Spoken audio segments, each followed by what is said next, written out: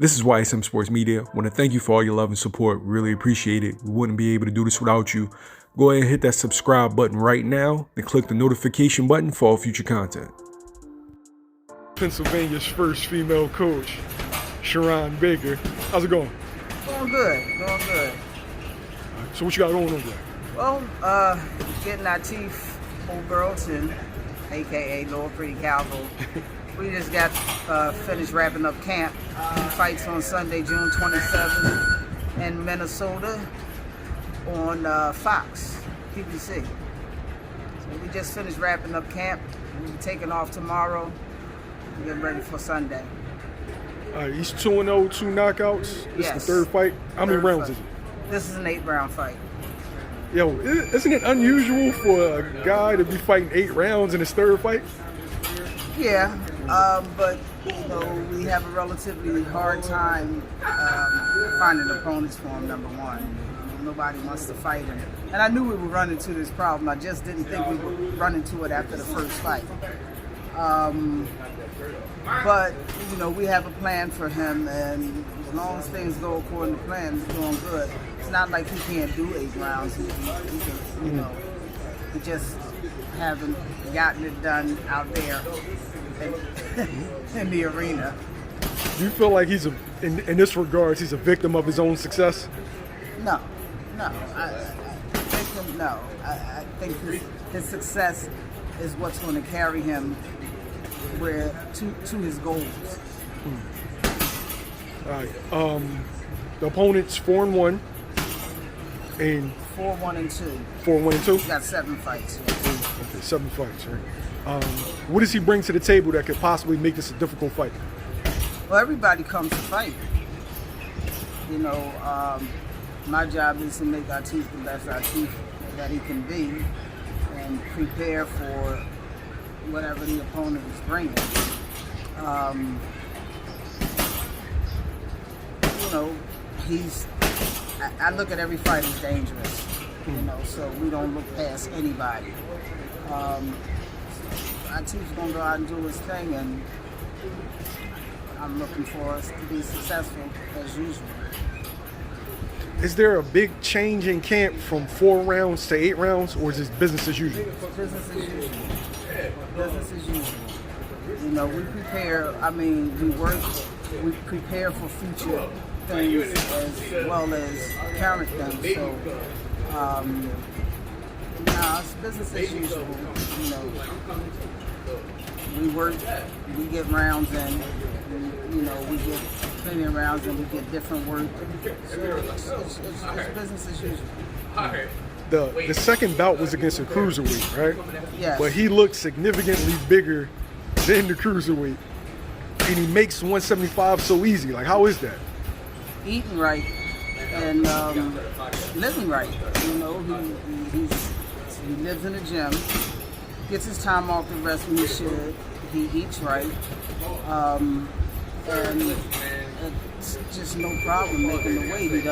He doesn't blow up between fights, which we know a lot of fighters do. He doesn't blow up between fights. So, you know, making the weight, it hasn't been a problem actually since I've been coaching him, and we've been together at least 3 years now. It's never been a problem. Can you see him staying at light heavyweight for his entire career? He's still growing. You know, he'll just be 23 next month. So, you know, he still hasn't gotten his full, you know, that man strength and that man, all of that way that body fills out. What's going to be happening in the next 2-3 years, you know, 23, 24, 25. But I see him holding light heavyweight for a while. If and when he decides to move up, I don't see a problem with that. But right now, 75 is where we're at, and that's what we're focused on. Taking care of the 75-pound division. Now, you've trained world champions before, right? I've worked with them, yes.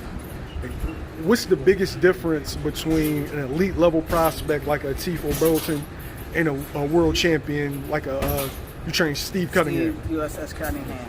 You know, what's funny is they are both coaches' dreams. And I say that because whatever you ask of them, they give you. And you never have to worry about if they're doing what they're supposed to do. You ask the kid, did you run? No. Yeah, I ran, but didn't, things they're supposed to do. He does everything he's supposed to do. So, those two guys, in comparison, I love having them two together. And I've had them together in camp, working with one another. It's great sparring. But these guys at that level and focus and knowing what they want, they both are a coach's dream.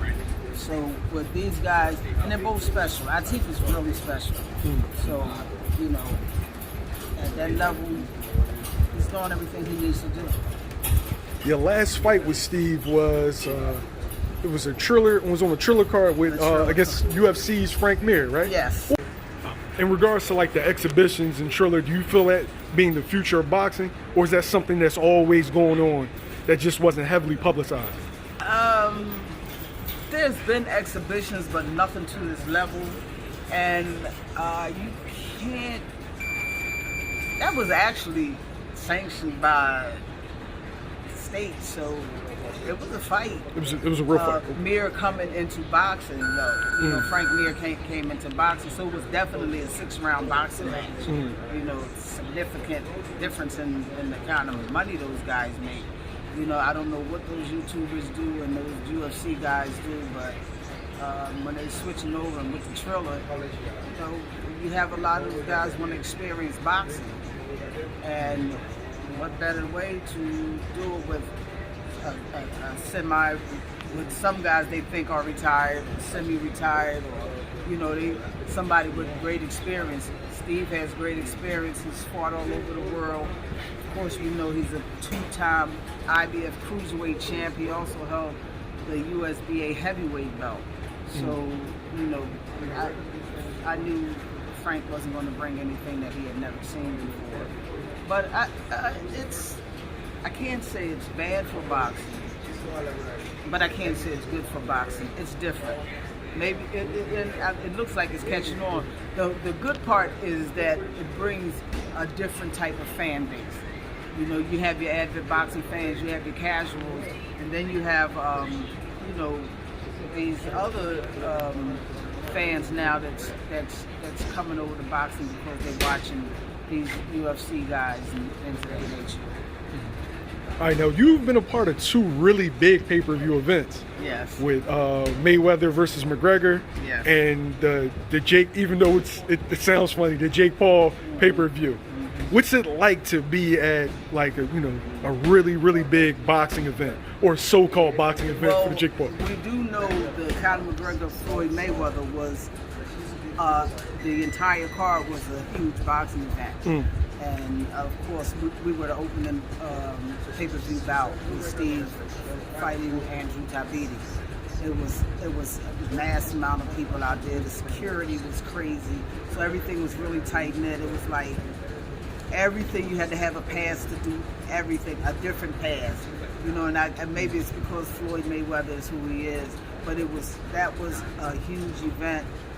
I loved being in the atmosphere, but a lot of it, I like to just get my work done and just be out of the, craziness of it all.